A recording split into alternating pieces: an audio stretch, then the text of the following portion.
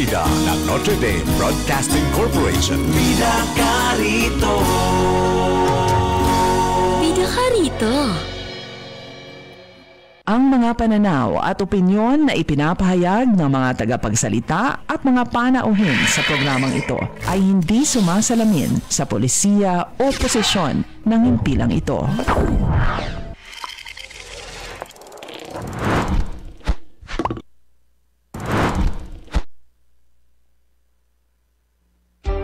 Para sa pinakabago at makabuluhang impormasyon at kaalaman mula sa Ministry of Human Settlements and Development, narito na ang programang MHS Delivers. Hatid ng inyong mga tagapaglingkod na information officers na sina Salimbay Abdullah at Juwayriya bin Emran Muhammad. MHS Delivers, naglilingkod upang maibigay ang mga tulong at serbisyong pabahay at hanap buhay para sa bawat pamilyang Bangsamoro. MHS Delivers sa pamumuno ni Minister Hamid Aminuddin Bara at sa liderato ni BARM Chief Minister Ahud Balawag Ibrahim Al-Haj. MHS Delivers.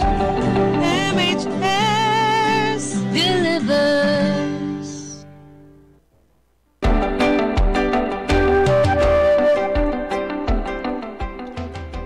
Subhanakalla ilma lana illa ma'alamtana innaka antal alimul hakim.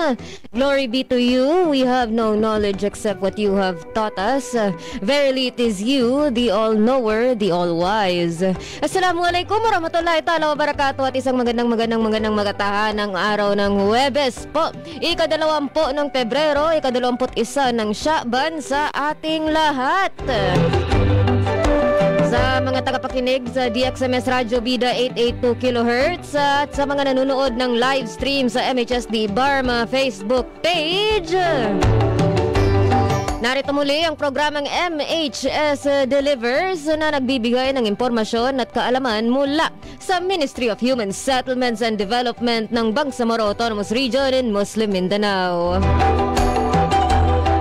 Ako po ang inyong lingkod Bangsamoro Juwayriya bint Emran Muhammad at ito na po ang ika-200 at 9 na episodyo ng ating programa. Na hanggang ngayon ay wala pa rin ibang hinihiling kundi maggabay, magbigay ng tamang impormasyon na magagamit sa pagpapatakbo ng kabuhayan at pamumuhay. Hindi lamang sa rehiyon ng Bangsamoro kundi pati na rin sa ating mga kabalay sa labas ng rehiyon. Para mas lalong mapalaganap ang ating programa, i-like, share at mag-comment sa ating live stream. At pwede rin po kayo mag-subscribe sa ating MHSD BARM YouTube channel kung saan makahanap ang lahat ng nakaraang episodyo ng ating programa, pati na rin ang mga episodyo ng ating Marawi Office. Ngayong araw na ito, makakasama natin, sa nakaraan sila galing, pero marinig natin ang mga boses nila mamaya pa sa ating talakayan para pag-usapan ang topikong Significance of Integrating SIDRA in CLUP. Nakailang episodes na rin tayong marinig ano nga ba itong CLUP na ito. Pero bago natin malaman ang mga detalye nun, pakinggan natin ang mga kasama ko ngayong araw na ito sa ating estasyon. Ang iba pang boses na maririnig ninyo ngayong araw na ito, simula sa aking left-hand man, Kuya Hamsi, musta? Assalamualaikum warahmatullahi ta'ala wabarakatuh, kabalay na Ri at kabalay na Jazz, at makataanang umaga sa lahat ng ating mga kabalay na patuloy pa rin tumatangkilik sa ating programang MHS Delivers. Sa mga kabalay natin nakikinig sa kanilang mga radyo at ating mga kabalay na nakatutok sa ating live sa Ministry of Human Settlements and Development Facebook page, welcome po sa aming panibagong episodyo ng MHS Delivers, kung saan isang oras na naman po tayong magsasama-sama para sa mga makabuluhang talakayan at mga bagong kaganapan ng aming ministeryo. At ako po ang inyong lingkod, Bangsamoro Sari Pala. Yes, and from my left, galing sa kaliwa, kumanan naman tayo to the right-hand lady ng episode na ito. Welcome back again, Ma'am Jazz. Welcome back, Ate Jazz. Parang wala nang absent. O, diba? Attendance check. Okay, parang nauubos na ni Kabalay na Hamsari yung bati sa lahat. So, isang makatahanang umaga sa inyong lahat at isang magandang buhay sa ating lahat. Yes. Anong pangalan mo? Ay, ako pong Pakilala inyong ko lingko, Jasmine Langgi. Nagbabalik. Nagbabalik. Patuloy na magbabalik. Patuloy na magbabalik. Balik ng balik lang. Inshallah, sa dami-dami ng episodes, mag-ruleta lang kami kung sino ang maririnig natin sa ating mga episodes. Pero agad meron po tayong unang comment sa ating Facebook page mula sa ating Queen of CLUP. Speaking Queen Mother of CLUP. Walang iba kundi si Engineer Muslim kay Abu Sama. Assalamualaikum mga kabalay. Waalaikumsalam, Mamos. So maririnig po natin mamaya sa ating talakayan ang specific SIDRA integration ng CLUP. Nakailang episodes na rin tayong naririnig kung ano nga ba itong CLUP, ano nga ba itong mga steps nila, na ang latest is yung first week na narinig natin si Kuya Marjan na na tumalakay tungkol sa importansya ng public hearing at proseso ng public hearing in concerns to CLUP. At mamaya maririnig natin muli si Kuya Marjan. Ang pagbabalik. Isa pa yun na nagbabalik. Nagbabalik din. Attendance check na rin siya. Pero kasama niya si Sir Arturo Racaza, Sir Art. Pareho silang GIS specialist, the Geographic Information System specialist, mga mappers kumbaga ang isang term. Mula sa Environment, Land Use and Urban Development Division para parehong talakayin itong SIDRA integration na ito. Kung para saan ba siya, ano nga ba siya, at paano siya ginagawa, kumbaga. At anong benefits nito? Sa ating mga kabalay, sa ating lupain, lugar, and in general na rin na pagtalakay sa kanya. So, ano nga ba ito? Sige, sino sa inyo yung nakasama ko ng interview? Ano ibig sabihin ng SIDRA? Di ba nasa... ang bilis ng pag-type niya ng laptop. Pero Climate and Disaster Risk Assessment. Oh, di ba? Tingnan natin anong IPH natin mamaya. So, yan po, narinig ninyo. Meron po tayong talakayan sa dulo, pero meron din po tayong segmentong IPH at HSF mula kay Kuya Hamsi before nun. Pero kami po ay magbabalik para sa dalawang balita ngayong araw na ito, makalipas nitong mga paalala. Kuya Mans, take it away.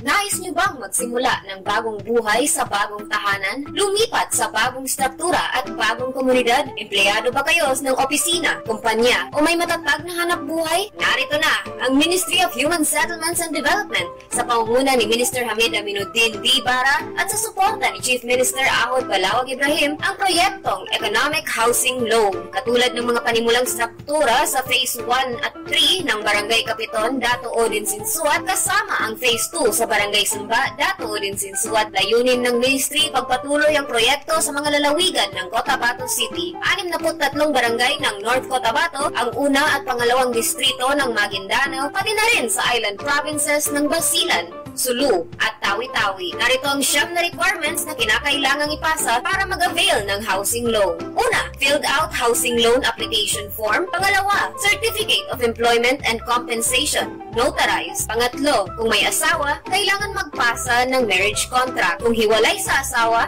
kailangan magpasa ng separation papers. At kung balo naman, kailangan magpasa ng death certificate of spouse. Pang-apat, payroll o payslip. Panlima, proof of billing. Pang-anim, 2 piraso ng 1x1 ID picture. Pang-pito, photocopies ng 2 valid IDs with 3 specimen signature. Kung may asawa, parehong 2 kopya ng IDs na may 3 signatures bawat kopya. Pang-walo, authorization letter na nagpapahintulot sa Pag-ibig Fund na imbestigahan ang beneficiary. At ang huli, pang-siyam, membership status verification slip. Para sa pagpasa ng mga requirements o para sa mga karagdagang impormasyon, maaari kayo mag-chat sa Ministry of Human Settlements and Development, BARM Facebook page o makipag-ugnayan sa opisina ng Ministry of Human Settlements and Development sa MHSD Regional Office, Bangsamoro Government Center, Rosary Heights 7, Cotabato City.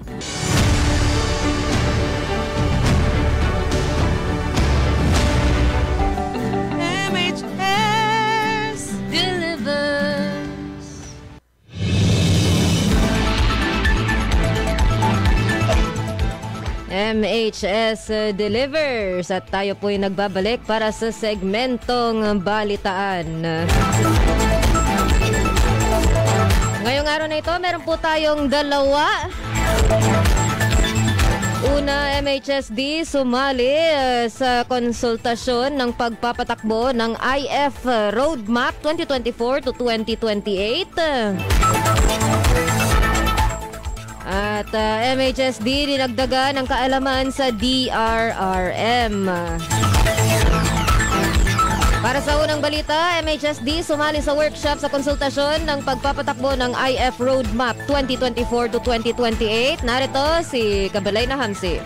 Ang Ministry of Human Settlements and Development, ang housing arm ng BARM, ay nakibahagi sa workshop ng strategiya para sa pagpapatakbo ng Islamic Finance or IF Roadmap para sa BARM sa taong 2024 to 2028 bilang isa sa mga nakonsultang ministries, offices at agencies sa Haraya Function Hall, 8th floor Halnor Hotel and Convention Center, Cotabato City noong 18 ng Pebrero taong kasalukuyan. Natukoy ang MHSD na maaaring tumulong sa 5 strategiya sa pagpapatakbo ng IF Roadmap gaya ng pagpapalakas ng Islamic Banking Foundation, pagsuporta sa pagtatag ng mga operasyon tulad ng Takaful sa BARM, pagpapadali sa paglago ng Islamic Capital Market, paggamit ng potensyal ng fintech at pagpapaunlad ng human capital.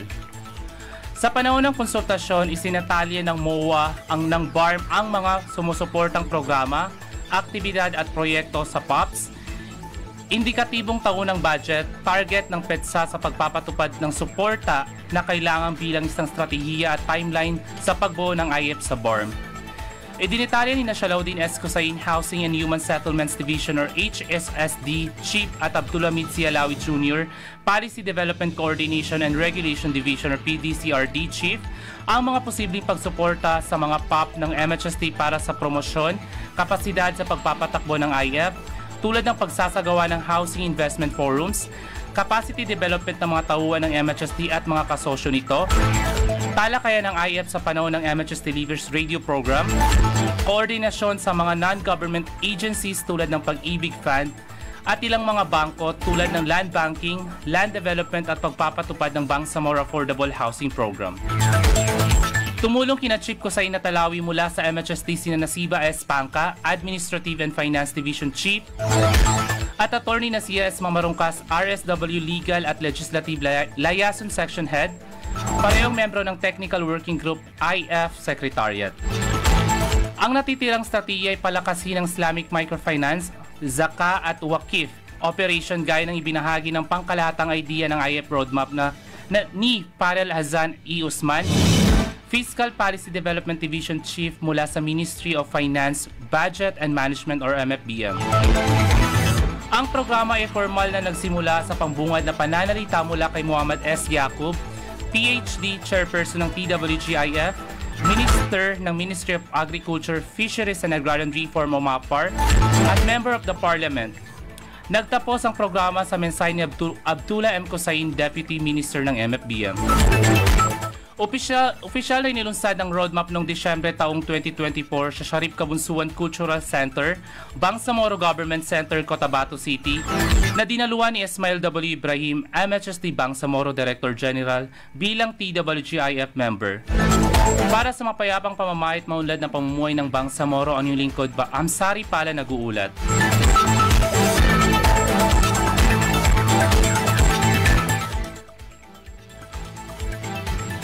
At para sa ating sunod na balita, MHSD dinagdagan ang kaalaman sa DRRM. Narito si Kabalay na Jazz. Dinagdagan ng mga empleyado ng Ministry of Human Settlements and Development, ang housing arm ng BARM, ang kanilang kaalaman sa Disaster Risk Reduction and Management o DRRM sa conference room sa MHSD Regional Office, Cotabato City noong 27 hanggang 28 ng Enero taong kasalukuyan.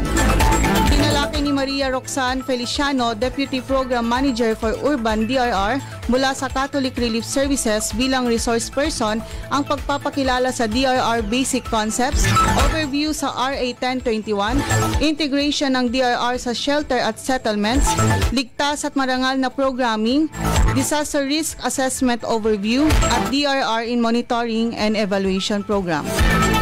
Ginamit ang praktikal na demo ng pagmamapa ng mga peligrosong lugar na kilala rin bilang community risk mapping upang mapahusay ang pag-unawa at aplikasyon.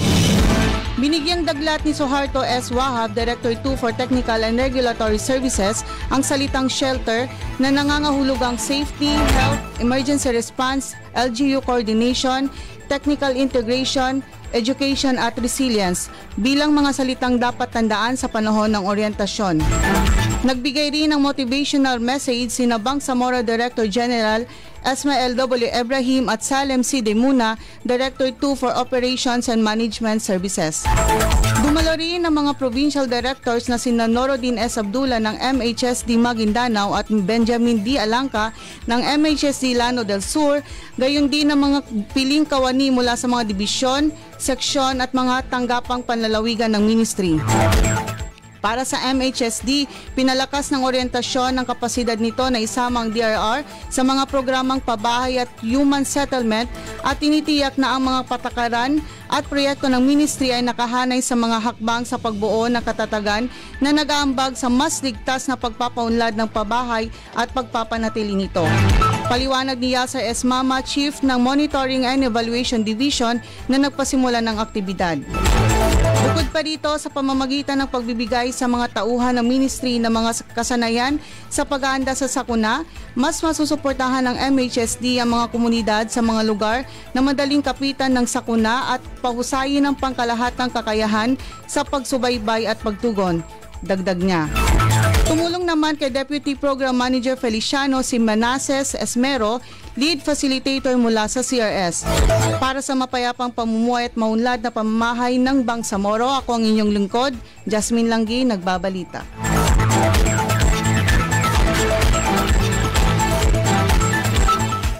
At yun po ang ating dalawang balita ngayong araw na ito. Kami po ay magbabalik sa MHS Delivers radio program para sa mga segmentong IPH, HSF, MHS Discusses at KKK makalipas nitong mga paalala. Mga biktima ng hidwaan, kalupitan, kalamidad, mga internally displaced persons o IDPs, mujahideen at kanilang pamilya, at indigenous people.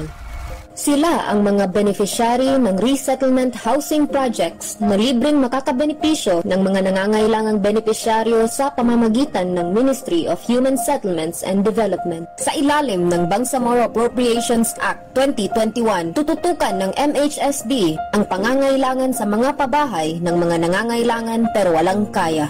Sa ilalim ng pamumuno ni Minister Attorney Hamid Aminuddin Bara at sa suporta ni Chief Minister Ahod Balawag Ibrahim, narito ang Ministry of Human Settlements and Development para punan ang pangangailangan para sa mga bagong tahanan para sa mga nawalan. Para sa mga karagdagang impormasyon, maaari kayong mag-chat sa Ministry of Human Settlements and Development BARM Facebook page o makipag-ugnayan sa opisina ng Ministry of Human Settlements and Development sa MHSD Regional Office, Bangsamoro Government Center, Rosary Heights 7, Cotabato City. MHS Delivers.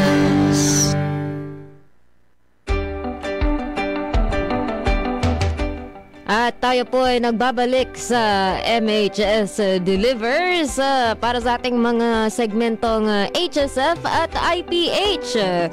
Isang madaliang waalaikumsalam po kay Kaka Mike Abu Abdul Malik bin Musa na nagsabing Assalamualaikum watching from Al Madina Al Munawwara. Syukran po sa inyong panonood. And without further ado, ang para sa ating segmentong Health and Safety First, pakinggan natin kung anong ibabahagi ni Kabalay na Hamsi. Yan, Assalamualaikum warahmatullahi ta'ala wabarakatuh. Makatalang umaga again. At para sa ating segmentong Health and Safety First, Best Health is Your Greatest Wealth, ating pag-uusapan ngayong episodyo kung paano tayo makakaiwas sa tinatawag na sakit na dengue. Hindi nakagat ka ng lamok nung isang araw. Let's see, Kabalay na rin. Yan, at tagulan naman po at laganap na naman ng mga sakit na dengue. Ang dengue ay isang sakit na dulot ng Aedes mosquitoes na maaaring magdulot ng mataas na lagnat, matinding pananakit ng ulo at katawan, rashes, pagdurugo ng ating mga ilong para sa mga malalalang kaso. Walang tsak na gamot para rito kaya't mahalaga ang pag-iwas at maagang aksyon. So magbibigay tayo ng mga sintomas. Narito ang dengue may 4 na pangunahing yugto or mga sintomas na mahalagang malaman natin para sa early detection natin. Una, mataas na lagnat. Biglang pagtaas ng lagnat na umabot sa 40 degrees Celsius sa tumatagal ng 2 to 7 days. Kung ating mga lagnat ay tumagal na sa 2 to 7 days, kailangan na po natin magpa-check up. Pangalawa, matinding pananakit ng katawan, karaniwang may mga kasamang pananakit ng ulo, likod, mata, kasukasuan at kalamnan. Ito ay tinatawag na break bone fever. Ito ay nagmula din or isa sa mga sintomas ng dengue. Pangatlo is pantal sa balat or yung mga rashes natin. Pangapat is yung pagdurugo kapag nasa malalang kaso na tayo, maaaring magkaroon ng pagdurugo sa ilong or pagnonosebleed, gilagid or dugo sa ihi at dumi. Babala, kung may matinding pananakit ng tiyan, patuloy na magpagsusuka at hirap sa paghinga, maaaring ito ay severe dengue na. Magpatingin na po tayo sa doktor or saan malapit na clinic sa ating mga lugar. Paano ba tayo makakaiwas sa sakit na dengue? Na itong 4S strategy. Una, search and destroy. Linisin ang paligid at alisin ang mga stagnant water kung saan maaaring mangitlog ang mga lamok sa ating kapaligiran. Pangalawa, self-protection or measure. Gumamit ng any insect or magsuot ng mga habang damit at gumamit ng kulambo or mosquito nets lalo na sa ating pagtulog sa gabi. Pangatlo, seek an early consultation. Kapag may sintomas tulad ng mataas na lagnat, agad na magpatingin sa doktor upang maiwasan ang komplikasyon nito. Pang-apat na S is support fogging and hotspot areas. Sa mga lugar na may mataas na kaso ng dengue, hinikayat na magsagawa ng fogging or spraying upang mapuksa ang mga lamok. At narito ang mga dapat gawin kapag tayo merong dengue. Unang gawin is magpatingin agad sa doktor kung may nararanasan na tayo na mga sign na tayo nagkaroon ng dengue. Huwag tayo mag-self-medicate. Pangalawa, uminom na maraming tubig upang maiwasan ang dehydration. Pangatlo, i-monitor ang temperatura at kondisyon ng ating mga pasyente para sa posibleng paglala ng sintomas.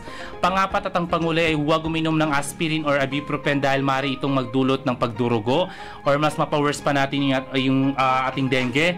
Ang dengue ay isang seryosong sakit ngunit maaaring maiwasan sa pamamagitan ng malinis na kapaligiran, tamang proteksyon at agarang aksyon, panatiling ligtas ang ating mga pamilya at komunidad or sa ating mga kapaligiran. At yan po ating maikling segmentong Health and Safety First.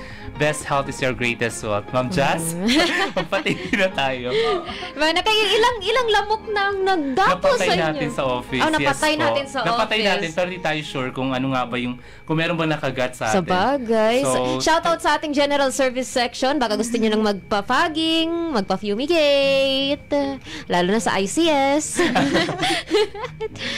Baka may inshallah soon, ngayon lalo na ngayong tong nakalipas na grabe ang patay sindi ng ulan at lagi grabe ang traffic kagabi, tapos grabe ang ulan pa sabay, kawawa yung mga nagamotor sa atin na kailangan hintayin matapos ang ulan bago makabiyahe. So Present. so sa present na iyon, tayo po ay dadako sa ating segmentong impormasyong pambahay at hanap buhay. Ate Jazz, take it away. Alam mo ba, Rina, wala akong nahihandang impormasyon, pero bigla... Hindi ko na kailangan dapat malaman yan. Kahit ang mga kabalay nating nakikinig, hindi na dapat nila nalaman yan. Pero hindi, may naalala lang ako. Okay. Pero bago lahat ng yon is paalala lamang po na sa dulo ng programang ito, meron po tayong segmentong KKK, kung saan ang inyong kasagutan sa aming katanungan ukol sa kalaman ng programang ito ang posibleng magpapanalo sa inyo ng 100 pesos load. So i-text lamang ang inyong kasagutan sa numerong 0955-799-4778. Siyempre, sa ngalan ng ating kabalay na si Joeria na ipinasa na ang segmentong IPH, ako pong magbibigay sa inyo ng segmentong impormasyong pambahay at hanap buhay sa episode nito. So, last week is naging guest natin ang ating regional director sa PSA BARM na si Engineer Akan Tula. So, sila ay may celebration na 35th Civil Registration Month ngayong February. So, nabanggit nga yung tungkol sa isa sa aktibidades nila is yung pagpapaayos or correction ng birth certificate sa mga tao. So, nabanggit niya yung RA 9048 na batas. So, ito yung proseso ng pagpapahintulot sa may-ari ng dokumento na iwasto ang clerical o typographical pagkakamali sa kanyang mga dokumento sa civil registration. Halimbawa nito is yung spelling ng inyong pangalan. Halimbawa si Hamsari ay yung last na letter, di ba? So, ang nangyari sa birth certificate mo is naging E. So, ngayon, pwede kang Hamsare. So, Hamsamida. So, ang pwede mong gawin, Hamsari, is tumungo ka sa civil registry kung saan nakarehistro ang iyong birth certificate.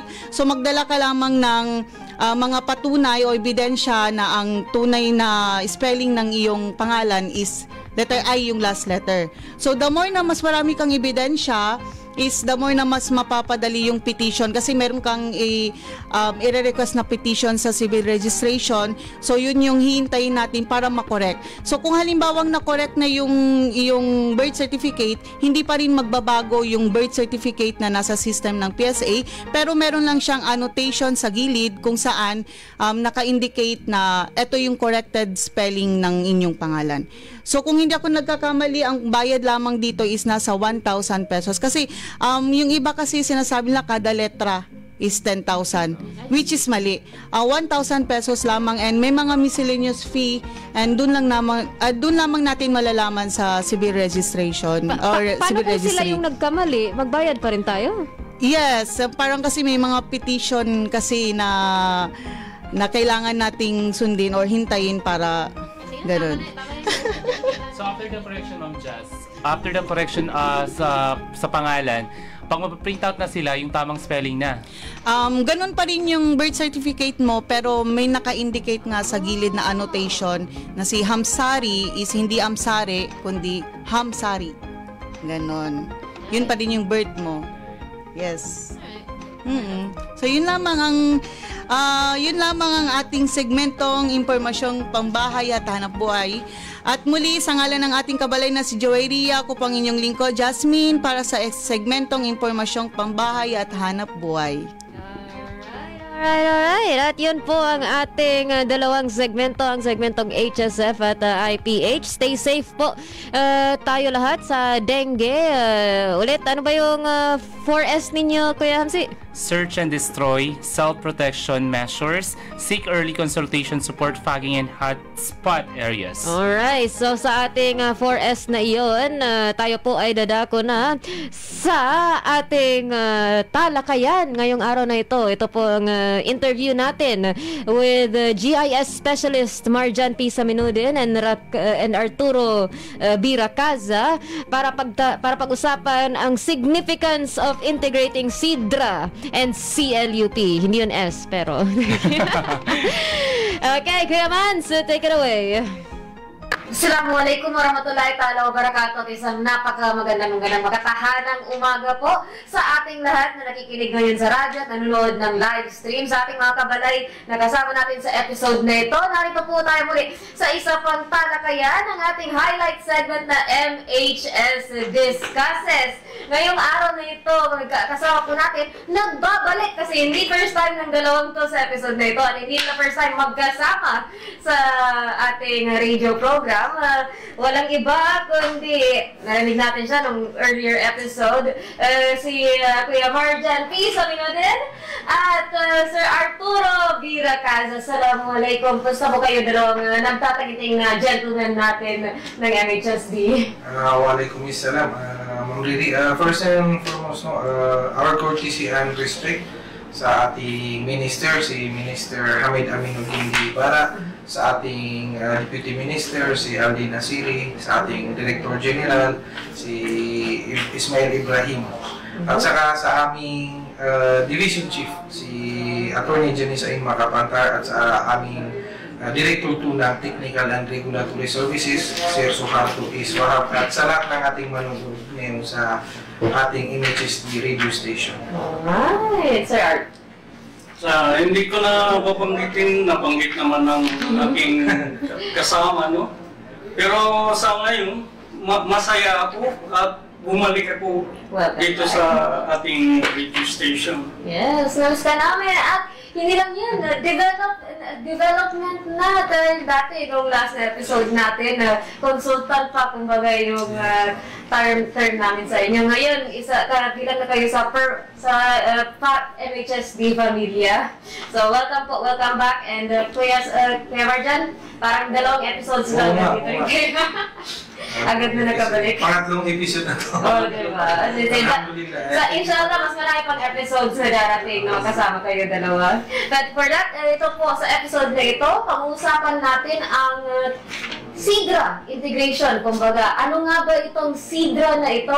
Malalaman natin. Pero may connection po siya sa CLUP, which napag-usapan natin sa ilang episodes na natin. So, i-assume natin na alam na natin ang kahit highlights lang ng CLUP, ang Comprehensive Land Use Plan. Ngayon, itanong natin kung ano nga ba itong tinatawag na SIDRA o ano pa yung meaning ng CDRA na ito. So, I give the floor to you. Yes, ma'am. Sir Art, ako muna. Okay. So, yes, ma'am. Thank you, Sir Art. Alam na sa ating mga previous na segmento, na-discuss na natin ano ba ang CLUP. So, ngayon, dito na tayo sa SIDRA. Ano ba ang SIDRA? Ang SIDRA is Climate and Disaster Risk Assessment.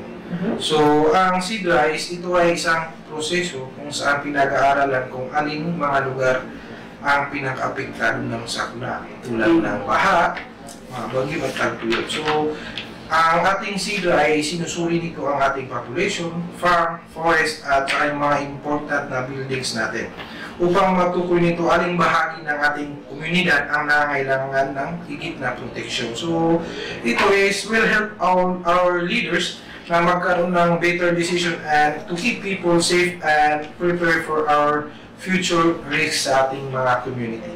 So, in short, no, itong SIDRA, itong guidelines ng SIDRA, which is ang risk assessment, will help communities to plan smarter, build safer, and protect themselves para sa mga growing threats at saka sa climate change at saka sa mga natural disaster. So, alam natin, no, Ma'am Riri, ang ating bansa, ang Philippines is highly prone to hazard. Ring of fire. Yes. Yeah. So, naapektuhan ang milyong-milyong tao bawat taon at nagdudulot ito ng ating big economic losses o pagkalugi ng ating ekonomiya. So, ang bagyong Pael, ang bagyong Karina, ilang earthquakes. So, dahil doon, mas dumarami yung mahihirap at bumabagal ang pag-unlad ng ating bansa, di ba, Sir Art? Dahil kasi sa climate change na sumisira sa ating mga farm, yung nabanggit ko kanina, nare-reduce yung mga food natin at saka yung water supply. Isa doon, nakaka-harm din siya sa health natin.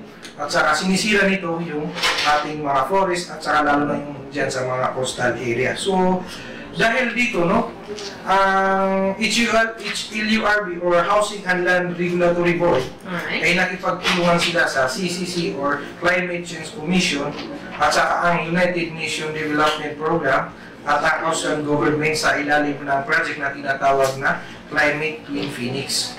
Climate Twin Phoenix. Okay. Yeah, so, gumawa sila ng guidelines para matulungan ang ating mga local government units na isama ang disaster at climate risk sa kanilang mga land use plan. Una itong ginawa, nung ginawa nila nito is doon nangyari sa malapit sa Cebu, sa Opol, Misamis Oriental. Yan yung pinakaunang project nila.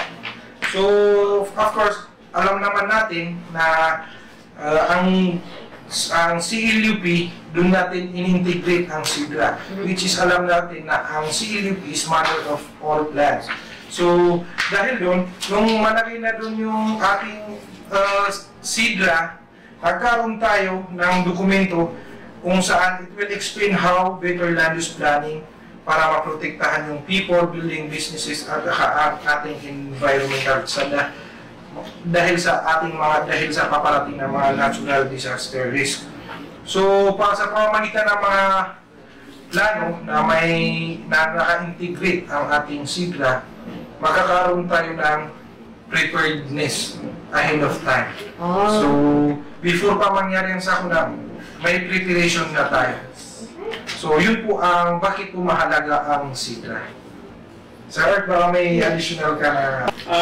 Ang masasabi ko lang, dun sa SIDRA, no, may 5 elements tayo doon. Oh, alright. So, yung first element is yung population. Yung population considered na yung mga tao. Then, yung natural resource-based production area, yung mga farm natin. Yung production at saka production lang. Then, yung urban use area, yung mga commercial structure, residential, industrial, then doon sa critical points, yung mga education facilities, health, mga government-owned building, then doon sa last, yung lifeline utilities, yung bridges, yung power, water, at saka yung road network. So doon, yung 5 elements na yun, makikita natin kung ano yung risk, no? Risk sa bawat element ng SIDRA. Yun po yung nagsasabi kong, let's say, maraming tao, is that hazardous? Or kumbaga, maraming production places, is that hazardous? Yes, yun yung mga elements ng SIDRA.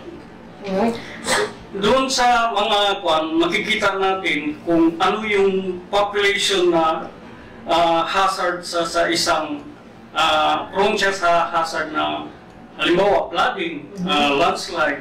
Masyadong maraming tao, mahirap sila i-evacuate, mahirap sila i-keep track. So ngayon, through SIDRA, yung mga tao may babala na. Halimbawa, doon sa riverbank, meron siyang itong level, okay pa lang. Pagdating ditong level, mag-prepare na to evacuate. Yes, may nakita ako nga ganun sa mga rivers, may pagod sila sa gilid. Meron siyang, parang warning sa mga tao pagdating dito, scared na sila. Isa kasi mong sa mga example natin ngayon, no?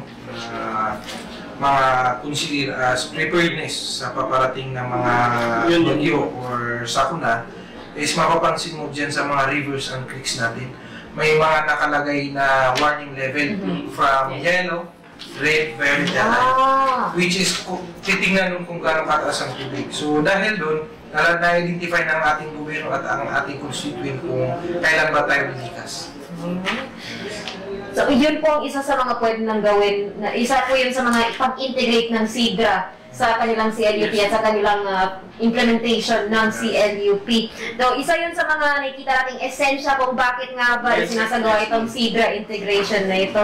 At baka gusto nyo pang dagdagan ng mas mga examples ng ganun, bakit, para makita natin gaano ka-importante ang pagbuo ng CLUP, gaano ka-importante ang SIDRA sa pagbuo ng CLUP at ZO. Kung may mga examples po kayo sa ngayon ng mga CLUPs na tinutulungan natin sa pag-update at pagbuo ng kanilang CLUP or ZO na pag-integrate ng SIDRA?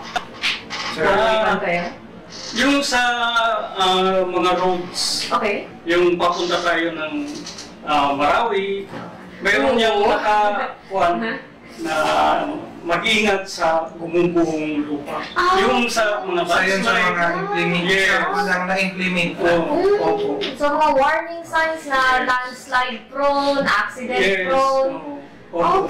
In terms naman sa ating CLUP, kung sa technically, kung titingin tayo dun sa mga libro natin, isa sa makikita natin dun, kasi of course kami ni Sir Art, isa sa mga ginagawa namin is yung mga mapa.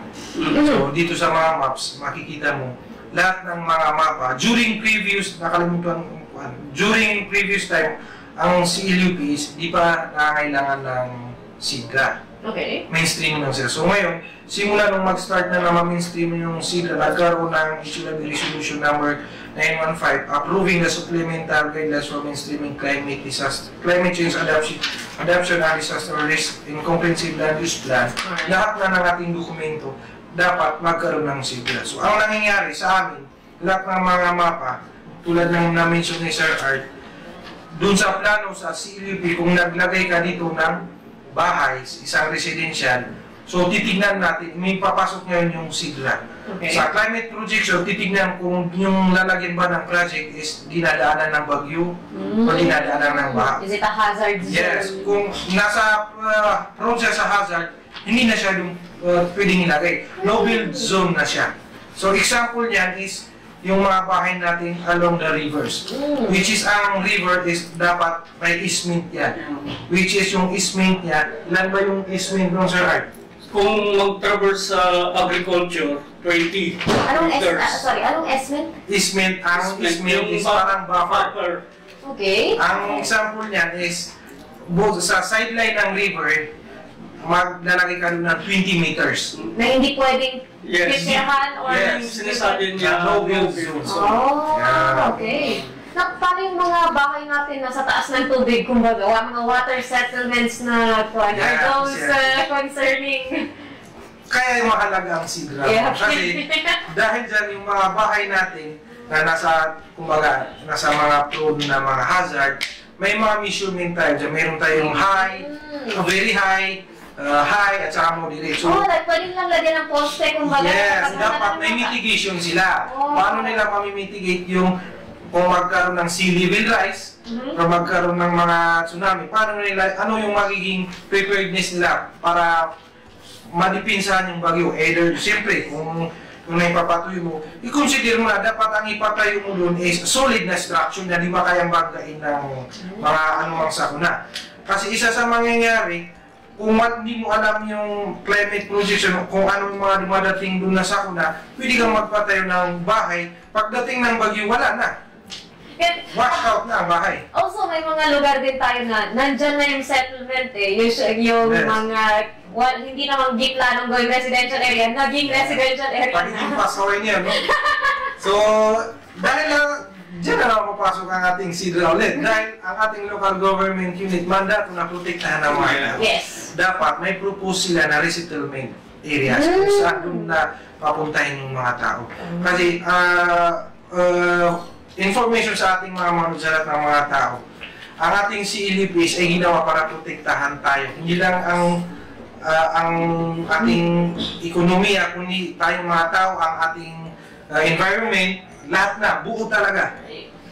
Alhamdulillah. So, kahit na, let's say, ginawang bilang commercial district yung kung saan kayo nakatira, hindi kayo bigla-biglang palayasin lang ng local government. May laws silang susundan, pero by the core of it, ang habol nila, protektahan tayo. Yes. So, for the greater good, for the Bangsamoro, inshallah. With that, I believe na-discuss po natin ang mga pinaka-importanting parts ng SEEDRA at ang integration niya sa CLUP. Alas, may gusto po kayong dagdag na tungkol sa topic na yun na hindi natin na-cover? Ang idagdag ko lang yung kung ito, yung tamang, kung sabi nila true to life story. Okay. Kasi noon bumaha sa isang LGU, tapos yung may structure doon na parang bahaan talaga. So yung sa SEEDRA, mayroon tayong sinasabing retrofitting at saka relocation. Relocation. So, yung ginawa ng LGU, pinataas nila yung retrofitting. Pinataas nila yung building, if in case na baha, hindi na siya bahay. O kung hindi nila kaya, i-retrofit nila, i-relocate sa ibang location na hindi siya so either mag-adjust or mag-layas. O tama, isa rin sa atin sa MHS. Example, yung mga housing natin. Alam natin na problema talaga natin dito sa Cotabato yung baha. So, good thing sa atin. For example, yung mga project natin. Mapapansin mo, lahat ng project natin, lahat nasa mataas ang elevation. Yes. Okay, grabe ang kasi para iwas baha. Kaya grabe ang land banking at land acquisition at land survey natin. Tama. Di ba, before tayo nagpatayo ng bahay, nagkaroon tayo ng systematic kung dinanata natin para maaprubahan na din tayo magtayo. At saka isa na nandun is yung tingin natin sa ating climate change kung hindi yung tatama. Dahil nung nakita natin na mataas yung elevation niya, hindi siya highly prone sa mga good yung plan natin, doon natin na ipatayo. Shoutout din sa ating local government units at sa ating mga stakeholders sa pag-ensure na safe at secure din yung mga locations ng pagtayuan ng mga pabahay na yun. Pero yeah, alhamdulillah sa ating mga projects at sa ating mga planners. Like, truly, kung walang plano, mahirap na mag-implement. With that, I believe na cover po natin ang meat ng ating topic, ang integration ng SIDRA at importansya niya sa comprehensive land use plans. Bago po tayo maghiwalay sa episode, kung may gusto po kayong mensahe na gusto ipadala sa ating mga kabalay na nakikinig sa radyo o nanonood sa live stream. Sa mga kabalay natin, no? Sana nakapagbigay kami ng kunting kalaman tungkol sa SIDRA. Paano tayo, halimbawa, magbalantas, magplano, yung halimbawa, paano natin maiwasan yung darating na sakuna. So, ako naman, salamat pala sa mga kasama namin na nandyan sa TRS. Hindi ko na kayo isa-isa. Marami kasi yun. Ako kasi kung ang masasabi ko lang sa atin sa medicine, mayroon tayong slogan ang sinasabi na prevention is better than cure. So sa atin naman, sa paggawa ng CLUP, which is naka-mainstream yung SIDRA, lagi natin tandaan, safety begins with preparation. Yes. So sa akin yun lang, sana may kahit konti may naiintindihan ng ating manonood. Inshallah. Lalo na sa mga EDU. Shout out! And with that, yun po ang ating MHS Discusses. Shukran po sa ating guest ngayong araw na ito, kay Marge, Sir Arten, shukran at Ilay sa pagpangalan sa kanila para sa episode na ito. Shukran din po sa ating mga kabalay na nakikinig sa radyo at nanonood ng live stream. At ito na po ang episode 209 MHS Discusses. At ako po ang inyong lingkod, Bangsamoro Joy Ria Binten Ran Muhammad. Magbabalik para sa susunod na mga episodes. Bye-bye!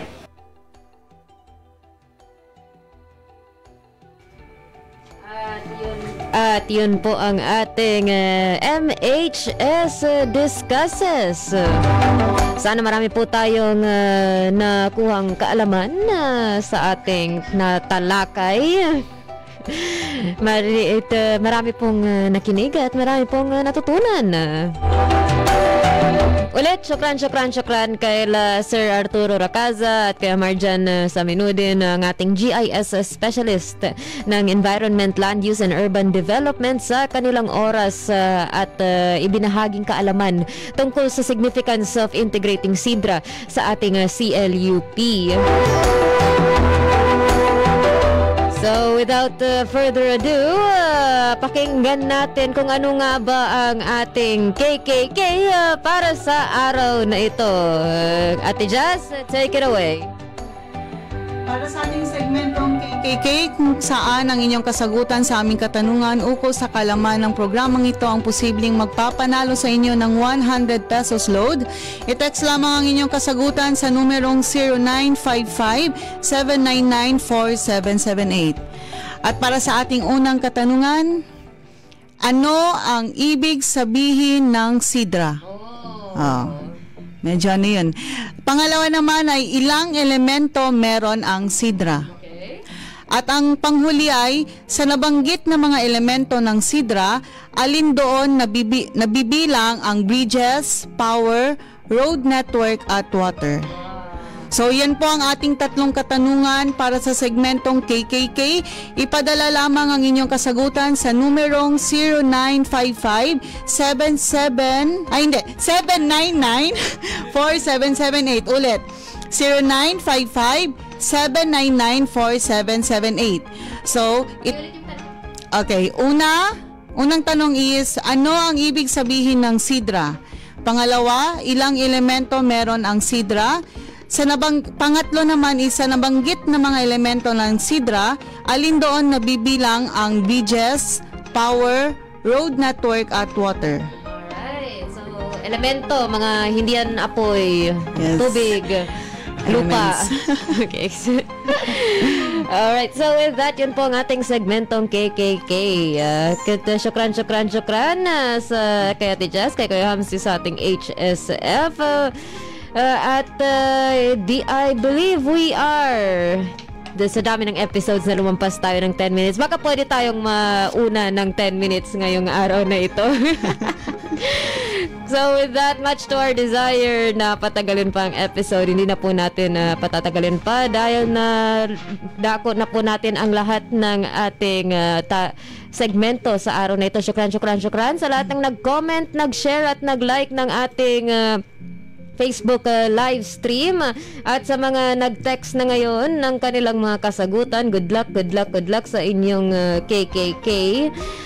Without further ado, dito na po nagtatapos ang ating programang MHS Delivers sa ngalan ng ating nabubuting Minister Attorney Hamid Aminuddin Dibara, Deputy Minister Alden H. Asiri, Director General Esmael W. Ibrahim, at sa ngalan ni ako po ang lingkod bang sa Moram Sari Palat sa ngalan ng ating mga kasama sa ICS, Ma'am Salembay Abdullah, Sir Dato na Zaydaud, Sir Almansures Ugaw, at sa ating intern na silay, at sa ating katulong sa sa DXMS Technical Side, Sir Jeffrey. Maraming salamat po sa pagsama sa amin sa episode na ito. At sa ngalan ni ako pong inyong lingkod, Jasmine Ilanggi.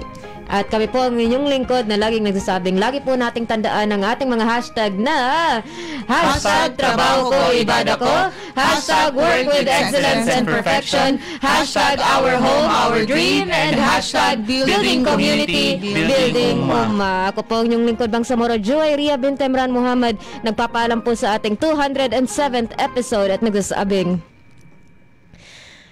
Inna lillahi wa inna ilahi raji'un sa lahat ng mga nasawi nung nakalipas na aksidente ng van, ang car accident, at kabilang po doon ang pinakamabait at nanay ng ating kabalay na ICS Section Head, Salembay A. Abdullah. Nasa inyo po ang ating thoughts and prayers, and truly sa ating mga kaganapan sa buhay. Sa Kanya tayo nanggaling at sa Kanya tayo babalik. Para sa lahat po na nag-celebrate ngayon na mag-oobserba ng Ramadan, lagi po nating tandaan ang ating pinanggalingan at ang ating paroroonan. Kami po sa episode na ito ay nagsasabing Assalamualaikum warahmatullahi ta'ala wabarakatuh. Sumainyo ang programang MHS Delivers. Naglilingkod upang maibigay ang mga tulong at serbisyong pabahay at hanap buhay para sa bawat pamilyang Bangsamoro. MHS Delivers sa pamumuno ni Minister Hamid Aminuddin Bara at sa liderato ni BARM Chief Minister Ahud Balawag Ibrahim Alhaj. MHS Delivers.